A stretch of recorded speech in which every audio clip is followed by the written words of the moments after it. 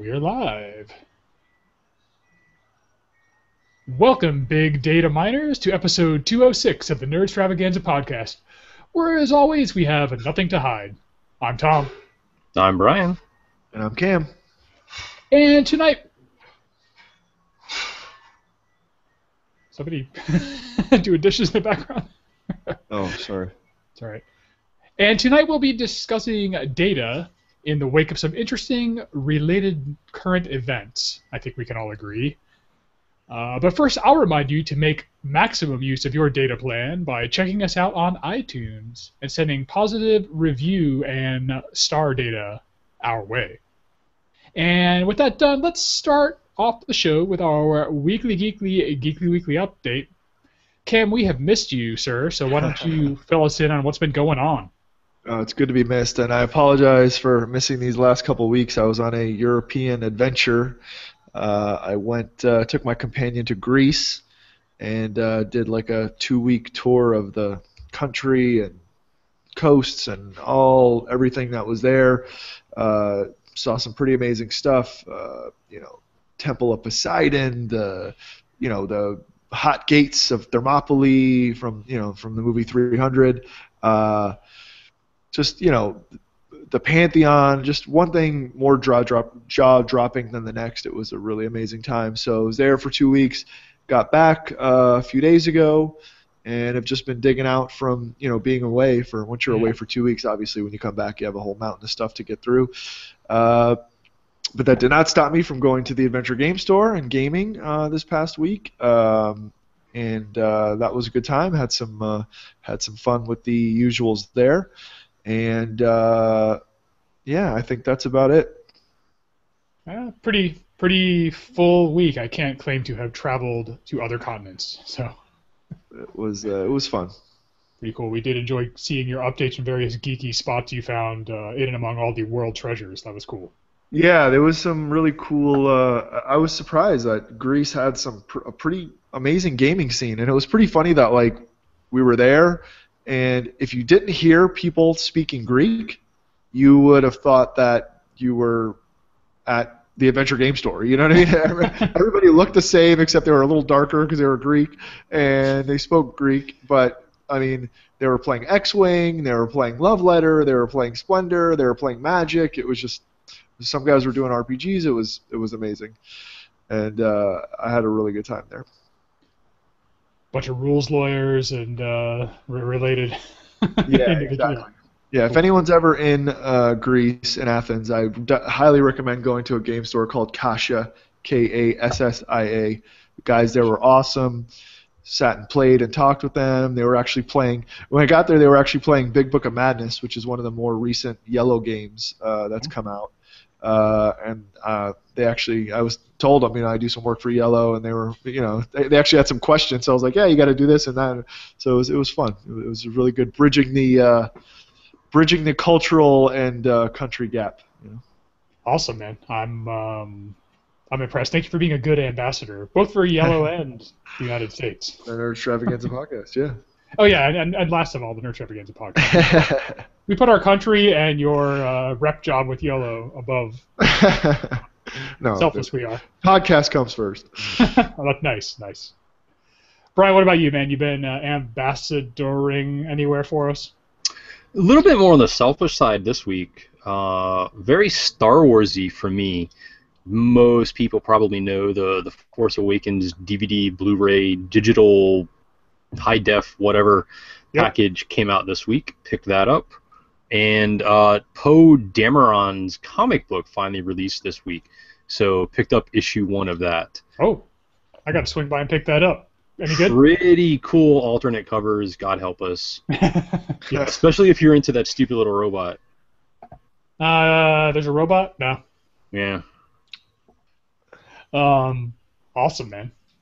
And any more animal hides come your way for skinning? No, I have 3 pretty big hides kind of smelling up the room, so enough for right now. I shouldn't say for skinning. The skinning produces the hide, so I guess I meant for leather working. But all right, well, you got plenty of hide still to get through. Cool. And I think that brings it around to me. Um, what have I been doing? Jeez, totally lost track of time. Oh, it was wrestling. There's lots of wrestling this week. WrestleMania happened, which is the big wrestling event. And prior to that, I hung out with Nick, who was formerly of the show and on whose show I've been a few times. And we watched NXT Takeover. NXT is like the kind of indie promotion that the WWE has, and so kind of their big takeover event was right before WrestleMania, and then of course caught WrestleMania remotely because I was not there. I'm in Seattle. If you can't tell by the change of venue, I'm in the Red Door Studio here in Seattle, and between that, my companion and I went to a burlesque show prior to leaving Florida, which was WWE Whoa. themed. Yeah, and that was kind of cool. That Wow. was her idea, and it was kind of cool. Somebody was Shawn Michaels, somebody was Sting. I think there was Hulk Hogan, Mankind, and oh, there was one more. I Oh, kind I of want think to see a Mankind stripper. it was pretty cool. I think it was just those four actually. Oh, and there's a cosplayer from our South Florida area, and forgive me, her name is eluding me. Alexis or Alexa? Alexa Jean Grey. Yeah. She was there dressed as the Undertaker, but she wasn't a dancer. She was kind of like. It turns out during a burlesque show you have to doff your costume, so she was helping pick those items up as the burlesque performers cycled off the stage. So. Um, I thought she looked familiar, and then my companion pointed out. She's like, "Oh yeah, her name's Alexa or Alexia." So I didn't say anything to her, but I remember. I think I remember seeing her at some convention a few years ago, Brian. That's how I knew her. I've seen her at Chibi Paw a lot. I think That was you it. may have when we were presented. Yeah, I think that was Chibi Paw. Yep. Anyway, so a lot of wrestling, all sorts of wrestling stuff, and now of course I'm back out in Seattle. And after having recovered from a little illness I was enduring, I am in one of the nerdiest cities on earth, in my opinion, and I'm happy about that. So that's it. That's my update. Sweet. Yeah.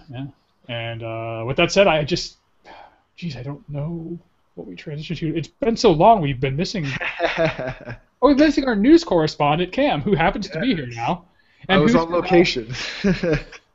Well, now you're on the spot. It is time for some news. All right, no problem. So we're getting closer and closer to Minority Report, future Big Brother, just taking over the world. China has recently enacted or started using drive and seek police cars that use facial recognition to scan the crowds of people in every city to basically compare with the scans with known wanted criminals.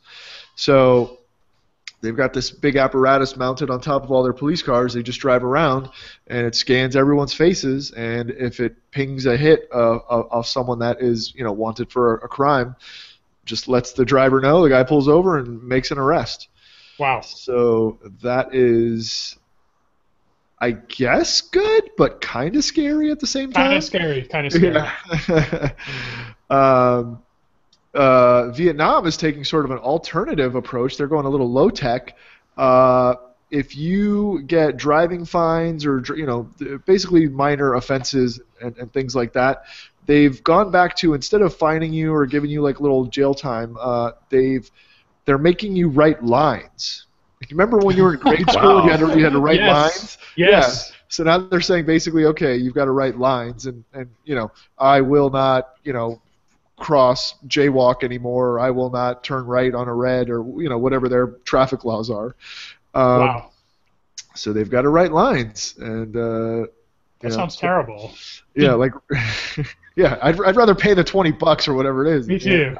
Did you ever know any kids whose mom worked in an office or anything, and they just went and had their lines photocopied and turned them in?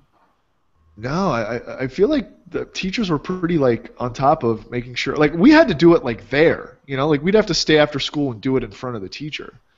See, ours were take home, and Man, this one teacher would dole them out in increments of 350. They'd be like, Oh boy. 350, 700, 1050, and like I got really good at knowing like multiples of 350 because I think my record was like over 2,000 lines I had to do. It's crazy, and not to beat the subject up too much, but I would do the first few pages, and then there was a lot of just like shorthand like line drawing to fill in the bulk of it. God, that's sucky. Yeah.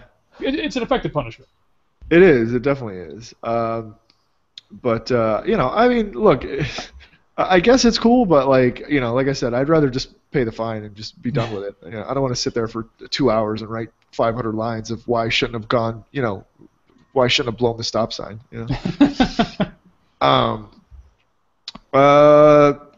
I meant to start off with this one, with this article, but it's quick. Just since I was on a plane, I was on a freaking 11-hour flight on the way home. Ooh. And it was brutal. But they actually did have a pretty cool, they had a pretty sophisticated entertainment set. Everyone had their own little TV, and they had a bunch of really cool movies. I mean, they had Force Awakens. Oh, nice. To watch. I watched that like twice. But then they had a bunch of other like new movies and stuff. So, I sort of got through the boredom that way. But it was a pretty small screen. I'd say it was only about 10 inches. About 10-inch screen. But within the near future, within the next year or so, they're saying that even in economy seats, you're going to have a 21 to 22-inch touchscreen on most flights. So, yeah, I mean, I'm looking forward to that because I did fly economy. I was cheap on the flight, so hopefully my next flight to Greece will have a 22-inch touchscreen. I make you pass. I'm a little shocked, man. That's a long flight to at least not try to get a business seat or something. Yeah, it was. It was very inexpensive, so I just sort of decided, well, let's go with it. I got the emergency exit seat though, so that was nice. That's nice. We'll stick with Force Awakens, I guess. Sphero's BB-8, the little remote control BB-8 figure that Tom, you have and I have, apparently now has a software update that you can. It will sit and watch Force Awakens with you and react to it. Oh, nice! Yeah, what? So it's really cool. You can sit and watch it with BB-8, and he'll spout little things at different parts of the movie, and That's happening. That is totally happening. That's cool. Yeah. So it's pretty cool. You just need to. I mean, you have to buy a copy of the movie. I will. And then you just activate it, set the phone down, and point at BB-8 at the screen, and that's it. And he's going to watch it with you. That sounds awesome. It's pretty cool. The app on your phone just picks up the audio from the movie, and then it translates. But that's pretty cool. Pretty cool feature. I can't imagine how cool that would be as a kid.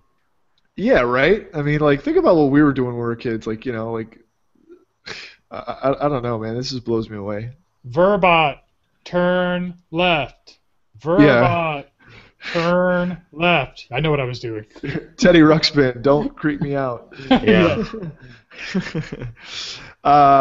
Just because it's probably my favorite franchise. God of War 4 is coming out soon. Yes. Nice. They leaked the fact that it's going to be a Norse, like Viking Norse mythology theme. Cool. Which is pretty cool. I've seen some of the screenshots. It looks pretty awesome. But I really love God of War. My brother and I, we love playing those games, and so much so that he named his dog Kratos. That's cool. So we love that franchise. Looking forward to coming out. Me too. Speaking of video games, a Republican congressman from, of all places, I believe it's California. Yeah, San Diego County. From California, by the name of Duncan Hunter, has some explaining to do. Apparently, he spent $1,302 of campaign finance funds to Steam to download video games. So, and he's such a great guy that he is throwing his kid under the bus and saying, "Oh, it was my son. He took my credit card and he downloaded a bunch of games off Steam, and he didn't know it was the wrong credit card." Right. But I guess Duncan. Yeah, even politicians got to play video games, which is pretty bears itself out if you watch House of Cards. Kevin Spacey loves to play video games on that show. Okay, there you go.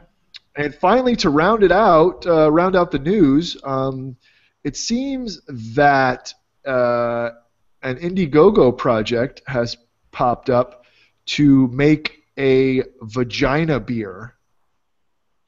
They've found it's called Bottled Instinct, and they found this Czech model, Alexandra Brendlova, and apparently she's going to be infusing her essence into this beer if it gets funded by Indiegogo, and then you will be able to drink it. Disturbing, but a reality. That. I mean, we could feed, nations without those donations, but right. But we need vagina beer instead. I mean, not to get graphic. They're going to take secretions from this person and put them in the beer. Or? Yes. It's exactly what it sounds like. They're going to take her, whatever. Is like the top tier donator gets to milk her at least? Yeah. I didn't actually look at the project, but I should look at the actual campaign and see.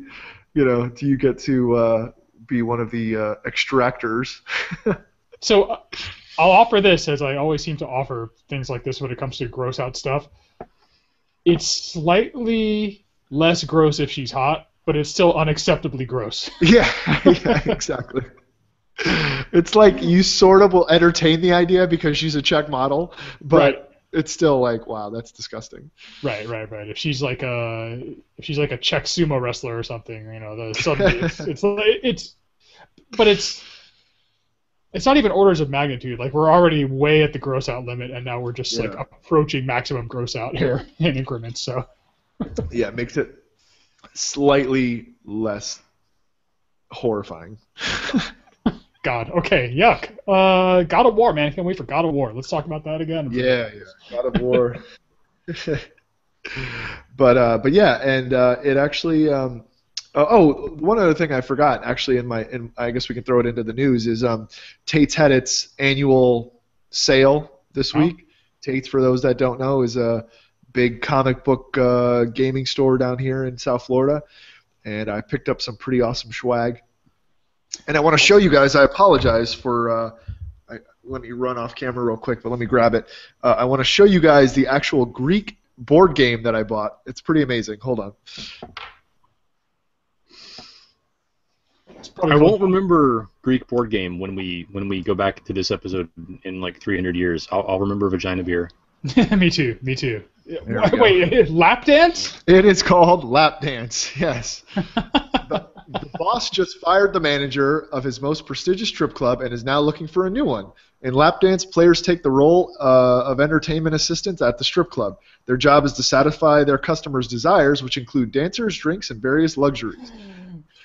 So you gotta be the best strip club manager you can be, and you gotta wrangle the girls and make the patrons of the strip club happy.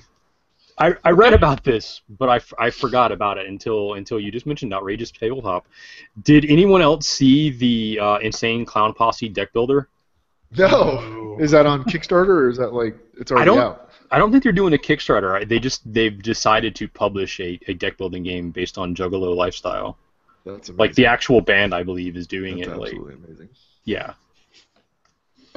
That gaming it's reaching a new elevated position. I think it's fair to say. Branching out. Yeah, I wonder what the overlap is though of gamers and like Insane Clown Posse Juggalo fan. Juggalos are fans. I mean, I know of them, but like I wouldn't say I'm a fan. I see a lot of people at gaming events and in gaming circles who I would not be surprised to learn are at least dabble in juggaloing. I'll offer that. Anything else for news, Cam? No, that's it. Let's get into the topic. Okay. Pretty good segue actually, because the topic was inspired by news since the last episode, and within the same week, some stories broke. One was about a couple who received a visit from the police. I don't believe there are any arrests or seizures of property, but somebody, I guess, said that they had been involved in, or they were suspected of distributing child pornography or something like that. And when the police came and learned that they were operating a Tor exit node, and for those of you who don't know, Tor is this network that provides anonymity to its users by bouncing traffic around randomly to these nodes. Yeah. So I'm here, I want to surf a website. It bounces all around between all these servers and exits from an exit node, I think, and makes the request and passes it back or something. I think that's more or less how it works. Yeah. Take the circuitous route or convoluted route, however you would want to say that. So they received a visit from the police, and last I read, they hadn't been arrested, but it raised some concerns, like just having a Tor node shouldn't either bring suspicion or add to suspicion. Was kind of the guy's argument. Not saying the police went there just for that, but that was one piece of interesting news, whether or not, and got people thinking whether or not the police have a right to take a dim view of somebody facilitating private communications. The other big news piece was, and I don't think this really has to do with networking per se, Brian I know wants to get into this, there was a rather substantial leak of data indicating, much to my shock, and I know yours too, that a lot of wealthy, influential people around the world stash their money overseas to avoid paying tax. And, I mean, who would have guessed? Right. These being the Panama Papers, as they were called. I think the operative word might be papers. And, again, I will defer to Brian. So, actually, let's dive in. Brian, I know you wanted to talk about the Panama Papers, and because you seem to... You were telling me that they weren't really leaked in what we've come to think of as a traditional way. Is that right? I think it's, and this probably leads right back to a Tor node or a Tor exit node, but it's fascinating to me how in this world of zero privacy, news agencies from all over have been sharing this information for almost a year now without saying a word, without any kind of pre-leak leak or anything like that, without anybody catching wind of it. And I'm blown away by that. I'm blown away by how anything that big can be made legitimately private, secret. And I was reading too, just today, to give you some kind of sense of scale, it's 11 million documents. It's pretty much every record that company kept over the last 40 years. Wow. You know how big WikiLeaks was? Records-wise? I mean, like the idea of WikiLeaks and how groundbreaking it was. Oh, yeah. 2,000 times as many documents. Wow. Huh. And were these leaked through hacking, or how did this... I know you wanted to bring up that they were leaked through some kind of, maybe a different way than most people would think. Well, they were approached by, no one knows, and if anyone knows, they're not saying, a completely anonymous person who had this information from what they do. So probably an employee at the bank. Is it called the bank? I mean, whatever industry enabled all of this. Probably an employee there. But what they did from there is, like, one guy had the information, and he was understood if he got killed or anything like that. He had to share it somehow. So they pretty much created their own Tor. Oh, okay. There's a web browser that allows them to share data and browse data, and there's actually like real-time communication in the browser. I'm sorry, not browser, search engine. I see. So a closed Tor, a journalistic Tor. Okay. So that's how they were able to not have the information spill out from within their little what's the word I'm looking for? Privileged circle of consumers, Yeah. I guess. Yeah. Okay. Okay. Interesting. So there's a case. This is an interesting case because on one hand, data, which everybody claims to want to be private and unreachable, or a lot of people do, was leaked, revealing wrongdoing. So it was a good thing, and it was held within media circles through security means, right? Through security measures, Yeah. until it was finally released, to the broader public. Um, then on the flip side, the police went to these people's home because, and this is true from what I understand, Tor and another network, and I suppose other networks like it, but Tor being the big one, the dark net or whatever they call it, has been known to be used to traffic in all sorts of illicit goods and information, victimizing children in the form of pornography. I think Silk Road ran via the Tor network, if I remember correctly. Yep. So that kind of gets to the meat of tonight's episode, which is, and I feel like this also is a follow-on from the Apple scandal maybe a few weeks back about the The non-existent Apple scandal. the non-existing Apple. Oh, sorry, we just cracked it without you. Yeah, which is also kind of scary, but yeah, just kind of a discussion of the goods and bads of data and of hiding and securing data, and just kind of your thoughts on that, I guess, what I wanted to get. I saw this today too. This isn't any kind of newspaper or data or anything like that, but it was just a news little story about a survey and just how ignorant some people are. So they just ask, oh yeah, this thing called the dark web. Are you for it or against it? 71% of people want the dark web like disabled. Having no idea what it really is. Which is, number one, gibberish, because you can't just like, oh, let's just turn that off. And number two, like, look, criminals are going to be criminals. Maybe some little girl was like filmed doing something she didn't want to or anything like that, but not the dark web's fault. Not Tor's fault. Not that couple's fault. They didn't do it. That's my point of view too. I don't think that the people who are contributing their time and resources to maintaining the network are to blame. I think they're probably doing it for more noble reasons, and there's some bad actors that take advantage, but I don't think that's a reason to shut it down or go after the people who facilitate private exchange of information. What do you think, Cam? You're a full legal disclaimer, of course. Yeah. I don't know how I feel about this. I mean, I think the law firm, this Moseka, what the hell, what's the name of the law firm that ended up leaking?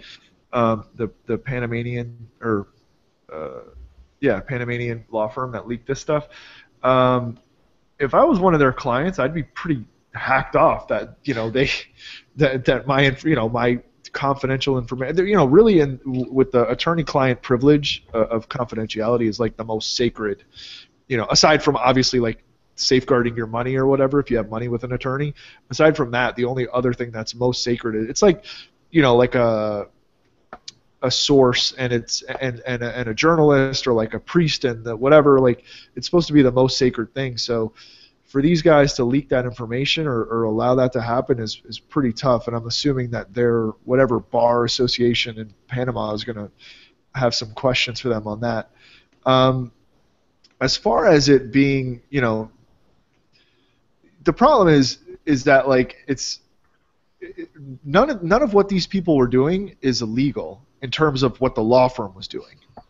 So whether they got their money from ill-gotten gains or whatever, that's another thing, because there's like a lot of these people implicated are, Chinese pretty high, officials, and I think just today somebody pretty high up resigned. I can't remember. I think Iceland's prime minister resigned. Yeah. Because of the scandal. Where they got their money, that's their business. Whether or not they did it illegally, that's one thing. But what you're seeing here is not anything illegal. These shell companies are set up all the time, and it's funny because if you actually look at the information, there's not many Americans implicated there, not because Americans don't do it, but because there are so many law firms in America that do it already. You wouldn't need to. Yeah, you don't need to go to Panama to get it done. You know what I'm saying? Like you can just go down the street to somebody and they'll do it for you. So it's not illegal per se in terms of the actual what they did. Now, I'd be interested though. What I'm more interested in is to see like where that money comes from. Like you've got like one of Vladimir Putin's like best friends, like with like $2 billion or something like that. Like is that some of his money? Like what is this money that all these officials are hiding? That's what I'd love to see is like where did that money come from? And I hope that this prompts investigations into that. But me playing devil's advocate, I'd be pretty pissed if I was one of those, if I had a bunch of money and I wasn't doing anything illegal, I just put it, offshore because, why not take advantage of a law that allows you to pay less taxes? And then some a-hole leaked it, and now everyone knows like what I have and where I have it and all my personal, people's passport copies, all kinds of shit was leaked. I mean, that's terrible. I mean, my sympathy's limited because I would like my paycheck to be deposited overseas and still have access to it and not have to pay taxes. That sounds wonderful, but I don't have that right, or I don't have that option. So why should anybody? I guess. Well, some people were actually not even involved in anything like that kind of like of putting money offshore. Some people were just like Americans that were buying real estate overseas. So like to buy like a Costa Rican or Panamanian home or something to retire at or have a vacation home, and all their information is out there now. There's still the harm done of the data of the breach. These people's data was put out there for public consumption, basically. Yeah, and I mean, being an attorney, I that rubs me the wrong way, regardless of what. I mean, some things are just so egregious that okay, like fine. If there's something that bad and it gets leaked, I don't really have that much of a problem with it. But at my core, probably because it's been drummed into me for the last since law school, 15 years or whatever, that the attorney-client privilege is sacred. It doesn't matter if the guy killed his mother or he's a child molester or whatever it is. You have this sacred bond with that person, and you cannot break that trust. And I understand why that's there. It's because it's a slippery slope. If you breach that for one thing, then it's like, okay, well, what about this next thing that's just a little less bad, and then this next thing that's just a little less bad, and then you get to the point where it doesn't mean anything anymore. Sort of like freedom of speech, like freedom of speech should be held sacred no matter what it is. You might hate what it is, but you have to respect the person's ability to say it. And so that aspect of it rubs me the wrong way that these people's information was leaked. But at the same time, like you said, Tom, it's hard to feel bad for a bunch of rich assholes.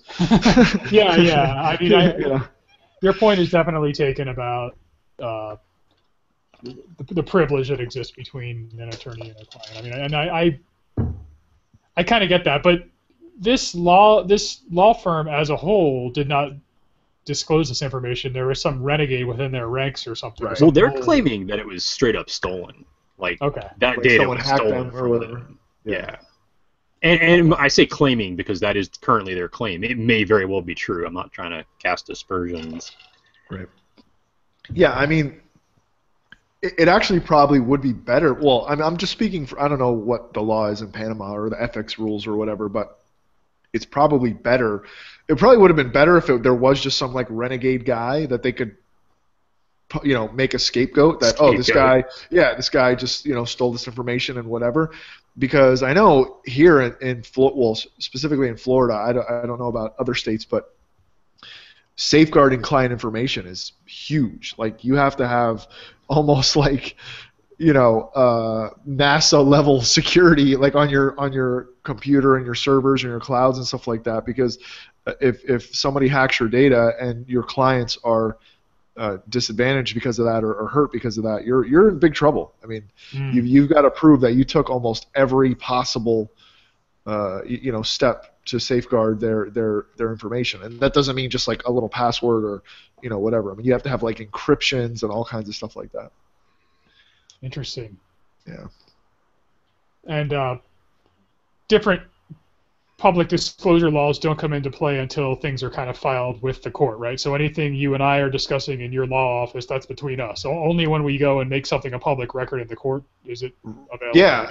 Like Tom, like if you came to me in the middle of the night and you had, with blood on your hands and you said I killed somebody, and I would not be able to tell anyone. I mean, I could, but I would lose my license basically. Okay. The only exception to the attorney-client privilege is if like I know that there's going to be a future event. Like if you came in and you told me I just killed someone, I couldn't say anything. But if you came in and you said I just killed someone and I'm going to go kill someone else, then I would be obligated to notify the authorities. Same thing with like and they also carve out molestation. If someone came to me and said, hey, I molested this child, I couldn't tell anyone. But if they told me I'm going to molest the kid again, then you have obviously you have to tell someone. I planted a bomb under the bridge. Yeah. If there's like a reasonable, whatever assumption that there may be some sort of, grievous bodily injury or death or whatever to someone, you have to disclose that. Okay, makes sense. Yeah. Not the case here. So. Yeah, this is just financial shit. So. Yeah, just financial shit. True, but you. Also a good segue because you mentioned like child molestation and so on, and I guess that was the smoke that drew the police to these people's house in Seattle looking for fire, and what rubbed me the wrong way about that story wasn't so much like, okay, if you hear a report of somebody distributing or facilitating the distribution of child pornography, I want the police to go check that out. For sure, absolutely.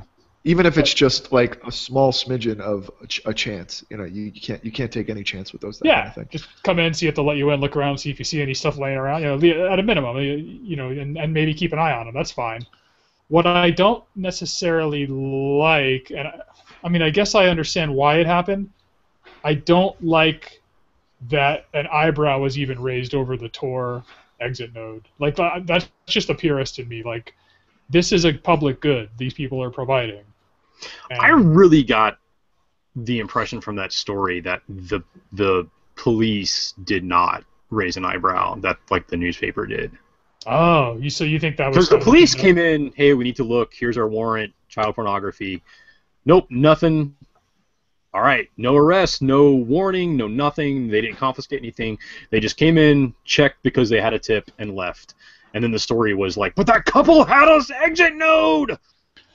So the media generated the additional source of smoke from the exit node. It wasn't necessarily the cops. In my opinion, I mean that's what it looked like to me. I mean, if there wasn't some kind of smoke, you wouldn't have read that story. Right. I mean, cops show up, find nothing. It's not a story.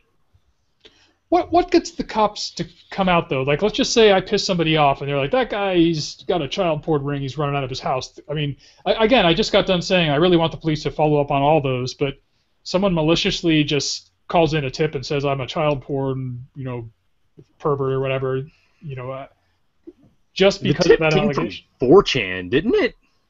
So I think it was something terrible. Yeah, like some awful source like 4chan, which is a notorious website in and of itself. I kind of think maybe they can investigate everything except shit that comes from 4chan. I mean, that is just troll. Dismiss 4chan. Well, the article I saw, they had a warrant, which means that they're, I mean, assuming that there's not like a cozy relationship between the judge and whatever. I mean, which I would assume not. I mean, judges are pretty, for the most part, very take their job very seriously. And so when you have to get a warrant, there's a pretty high bar in terms of, the probable cause you need. And a judge is just not going to sign something. Okay, yeah, go ahead. Warrants are taken very seriously because you're invading someone's privacy and their their liberty, their home Sure. basically. So they must have had some sort of substantial evidence that showed there's a distinct possibility that at this premises there's some sort of child pornography or whatever going on. Now, Okay. here's So an interesting I'm assuming- question. Do you think the Tor exit node could have caused like probable doubt? Yeah, that's the thing. I'm wondering. See, Brian, you said one thing where it was like, maybe they were just really focused on the child porn aspect, and it just so happened that they had the Tor exit node. When I read it, I was originally sort of thinking maybe the child porn angle was just A reason to get at the node? Yeah. It was just their like sort of excuse to try to go see like if anything was really going on because they knew that person had a node. But I'm sort of, after I heard what you said, I mean, I think I'm sort of leaning the other way. I think they probably were just investigating the child porn, and it just so happened that they had the node there, and that's probably what prompted the whole investigation. And it's probably what prompted the investigation, but I don't think they would have just went in if they just had a node. Okay. I mean, I guess I've kind of switched positions a little as I'm thinking about it. I wonder now.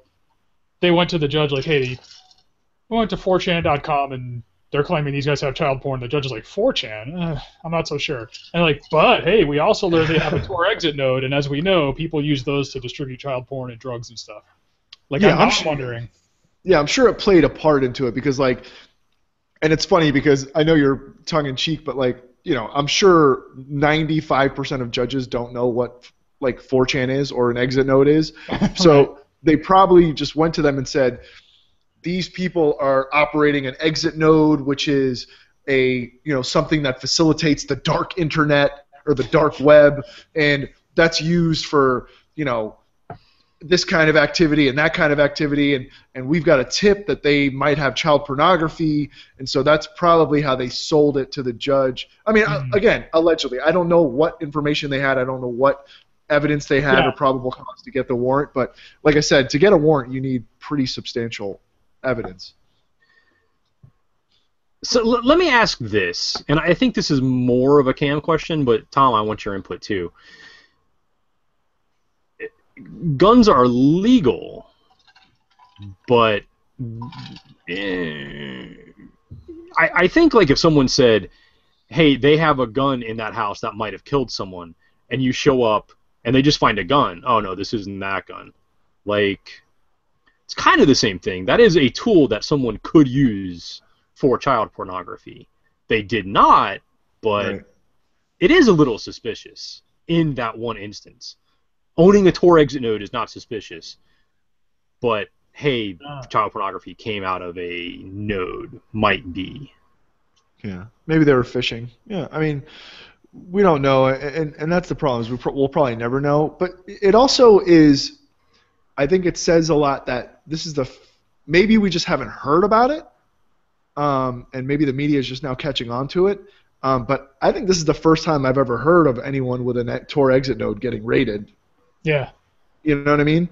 So that doesn't mean that it hasn't happened before. It just, maybe we're just now hearing about it. But I don't think that the authorities would really care about that. Like I don't think that they're like I don't know that they would have like a conscious effort to be like, oh well, we know that all this bad stuff happens on the dark web, so we're gonna harass these people with the exit nodes that facilitate it. But stranger things have happened. You don't think it's dangerous to have one in your home yet? Oh, I wouldn't have one in my home. I mean, just because you never know what's going to go through that. You know what I mean? The laws of, like, especially child pornography are very, very strict, as they should still be be responsible, wouldn't you? I mean, even if you haven't accessed it or looked at it. What was that, Brian? You'd still be responsible, wouldn't you? Right. I mean, if that is on the machine that's in your possession, or whatever the technology, even if it's not a machine or whatever it is, if that data is somewhere physically on, on something that you own, I mean, I only know enough about that kind of law to be dangerous, but I would assume that there's probably definitely some criminal liability there because it's strict liability. It's like statutory rape. It doesn't matter if you didn't know. If it's there, it's there, Right. and you're fucked. You know what I mean? Like if you, it doesn't matter you didn't know she was underage. If you did it, you did it. That's. I'm not advocating for statutory rape, but I still think you have to know and have some intent to commit a crime. I mean, like Yeah, I get what you're saying. Yeah, I get what you're saying, Tom. Well, that is the basis of criminal law. It's called mens rea, which is a Latin term for knowing what you're doing, or having the criminal intent. But I guess society, basically pretty much every state and the government has made the determination that the social need to protect children outweighs the criminal intent or mens rea requirement. So in those specific situations like statutory rape, child pornography, whatever, even if you didn't know, they're making the government has made the decision that we don't care that you didn't know. We have to protect the kids. So the fact that you didn't know is outweighed by the need to protect the kid. I definitely get the emotional impulse behind that because these crimes are revolting, but I don't. Yeah. I don't like that. That doesn't seem like something a reasonable justice system allows for. Kind of mob rule or the passions of the mob ruling the day. And I'm part of the mob, so don't get me wrong. Yeah. In these cases, but I don't know. Something about that just doesn't seem right.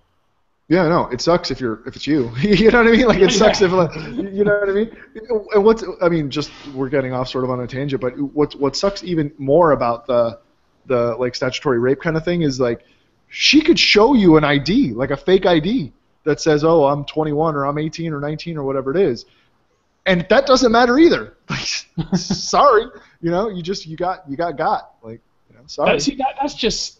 That strikes me as exceedingly unjust. Like I was presented papers that this person was, this person like represented themselves as somebody old enough, and I went to extraordinary lengths to. God, as I'm saying this, I know people are like writing things down. Like we need to check out this Tom. We need to check this Tom guy out. Yeah. No.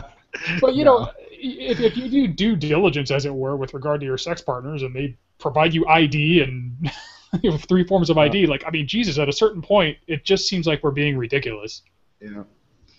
Yeah. I mean, that's what society and the lawmakers have decided is should be in place to protect kids.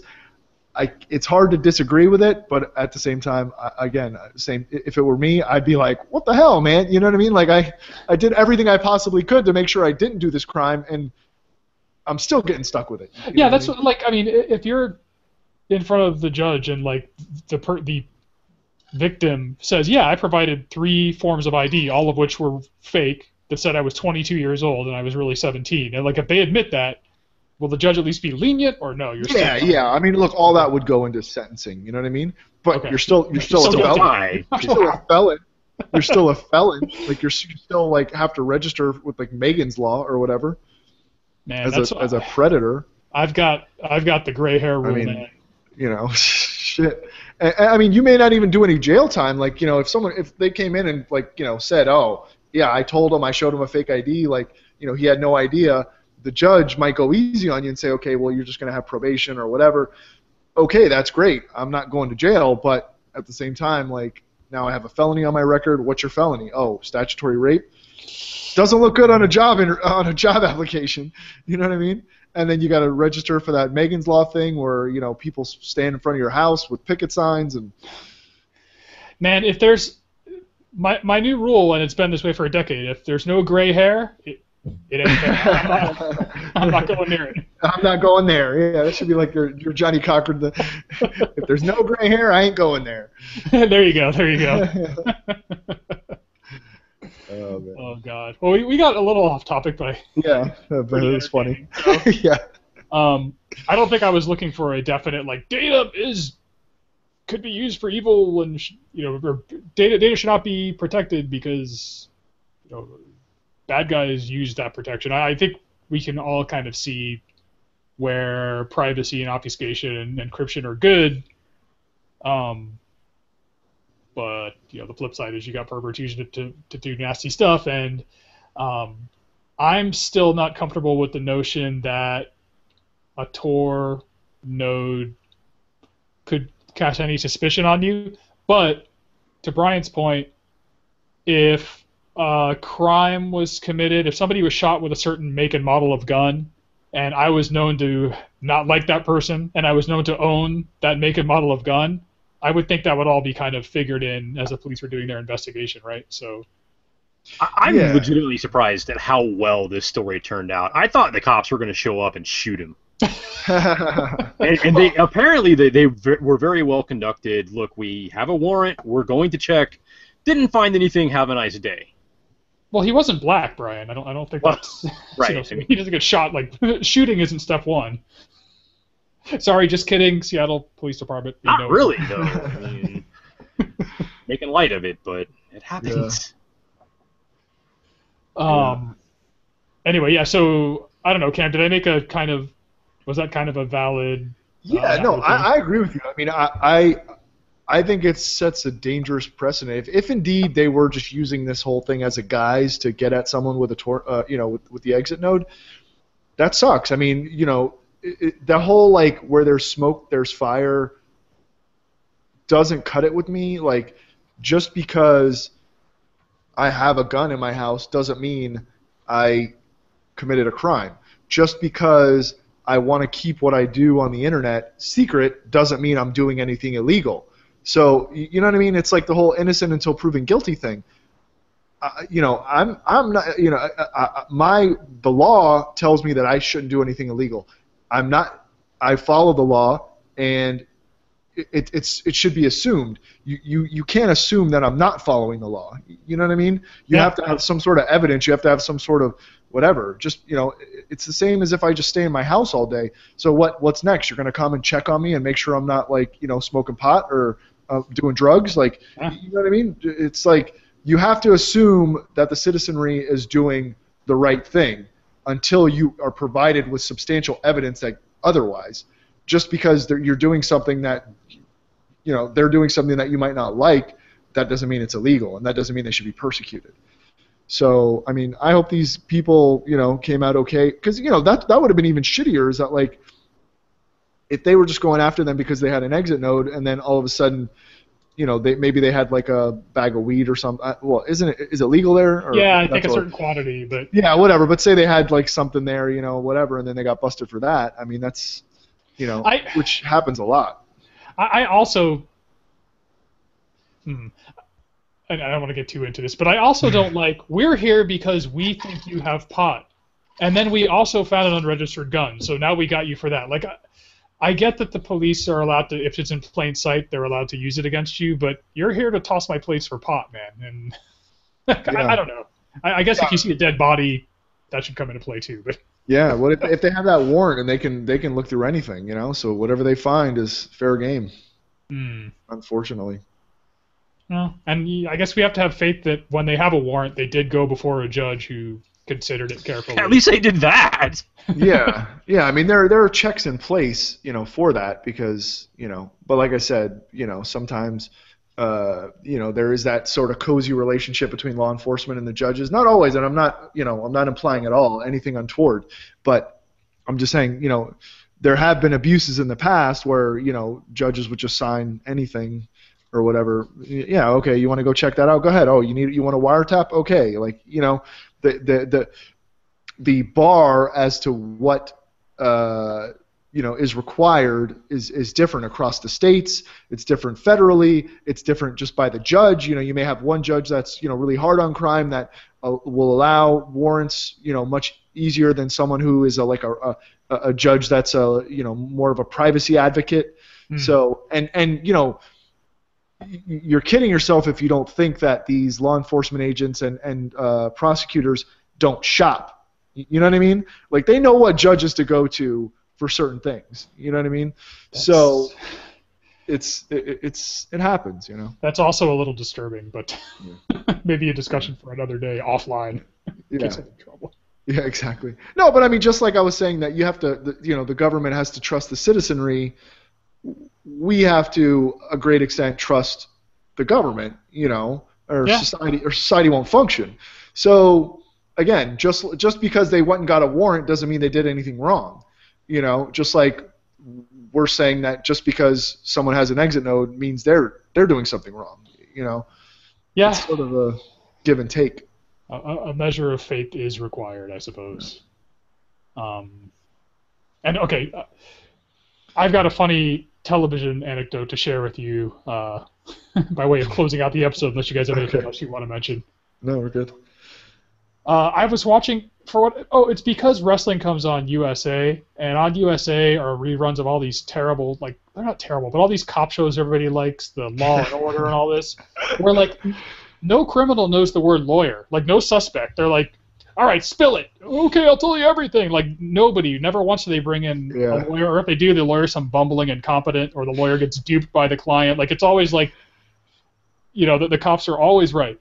Yep. Well, there was just this episode that just reminded you, this discussion reminded me of it on the other day, where they were trying to get into some suspect's house, and they're like, we need a warrant. And this lady comes and hands over the warrant. She's like, yeah, I found this judge at his favorite drinking spot. He signed it without looking after I gave him a couple of drinks, so go keep staring before he sobers up. I was like, what? Yeah. So I'm sure that has happened at some point, in history, but I think, like I said, 99.99% of judges are, they take their job seriously. I would hope so. I would hope that the Seattle warrant was not obtained by at a watering hole. Yeah. Right. No, it's funny you say that too. Like, no one knows lawyer, and that's sort of in a related topic. Like, if you ever, just today I was watching that show, The First 48. It just randomly was on TV. I hardly ever watch that show, but like, it's like these guys, they get them into like these interrogation rooms, and they never ask for lawyers. I don't get that. Yeah. And they tell them, and I've even seen them basically say to them, like the cops, like, oh, you don't need a lawyer. People who get lawyers are guilty. You know what I mean?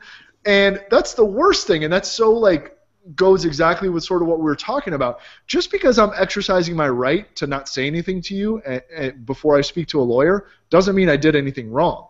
You know what I mean? Yet a lot of times by doing that, that triggers the cops to think that you did something wrong, because you're like, well, their whole thing is, well, if you didn't do anything wrong, you got nothing to worry about. Well, how many times have people been railroaded because they thought they didn't need a lawyer? You know? I mean, I'm gonna tell you right now, Cam. The cops call me up for any reason, like, hey, you witnessed this accident. We want you to come in. I'm calling you first. You're coming with me. That's fine. No, I'm not talking to anybody without a lawyer, man. Listen, we have a saying: you can't catch a fish with its mouth closed. That's true. And this fish swims free. Yeah. So. Anyway, thanks once again, Cam, for the application of your brilliant legal mind. Legal analysis. Yes. And anything else, guys, before we call it an episode? No, I just I should probably go shut down my Tor exit node. Me too, man. Me too. No, government, I don't have one, so just so you guys know. Neither do I, nor do I use it. I have nothing to hide.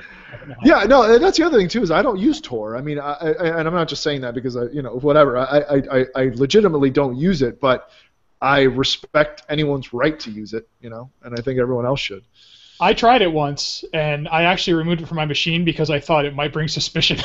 Yeah, exactly. I'm too much of a nervous Nelly to, use that.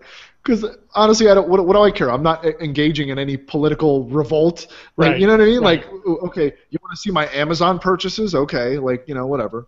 Like, I don't care. I think the most interesting thing I did on it was I went to like what is my IP address, and it was bouncing all over the world, and I thought that was pretty cool. That's but awesome. beyond that, I couldn't really figure out like what else am I going to do here? I don't really know. Yeah. Wasn't very useful to me because I'm not a political activist, but. Yeah. I mean, you want to see my trades on Board Game Geek? I mean, okay, like, whatever. It's still cool though, and I'm glad it exists. So I'll say that. And that's it. And speaking of things that exist, I'm glad this podcast still exists. 206 episodes later, it is crazy. We are cruising. We are cruising. And with that said, I will advise our listeners that they should cruise on over to iTunes Nice. through a secure connection and download a completely unencrypted episode of their choosing of the Nerd Extravaganza podcast. Do this every week. We've got plenty out there, and we would really, really appreciate positive feedback in the form of reviews and stars. Like us on Facebook, follow us on Twitter and Instagram, add us to your Google circles, and join the Nerd Extravaganza HQ group on Facebook. Head on over to nerdstravaganza.com, where we do not have any Panama Papers for you to read, but we do have all of our back episodes for you to enjoy. Jump on over to YouTube. Check out all of our video content, where we have absolutely zero child porn. I can certify that. But we do have very funny and good video content for your viewing pleasure. And send us an email at nerdstravaganza@gmail.com and let us know what is going on in your life. And with all that said, Cam, why don't you take us out with the Legal Eagle final word?